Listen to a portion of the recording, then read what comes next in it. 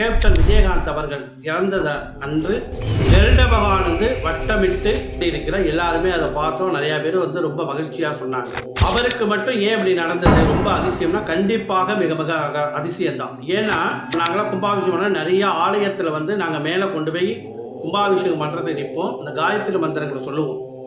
அப்போ இந்த சத்தம் கேட்டால் கருட பகவான் வராது.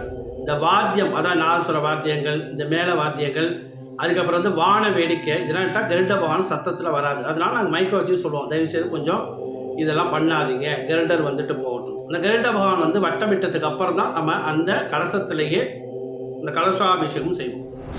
அப்படி இருக்கிறப்ப இந்த கேப்டன் விஜயகாந்த் அவர்களுக்கு கருட பகவான் மிக மிக சிறப்பான ஞானிகள், ரிஷிகள், சித்தர்கள் இவர்களுக்கு தான் அதெல்லாம் நடக்கும். அவருக்கு மட்டும் ஏன் வந்தது அப்படின்னா தானம் தர்மங்கள் நிறைய பண்ணியிருக்காரு. எல்லாருக்குமே தெரிஞ்ச விஷயம்தான்.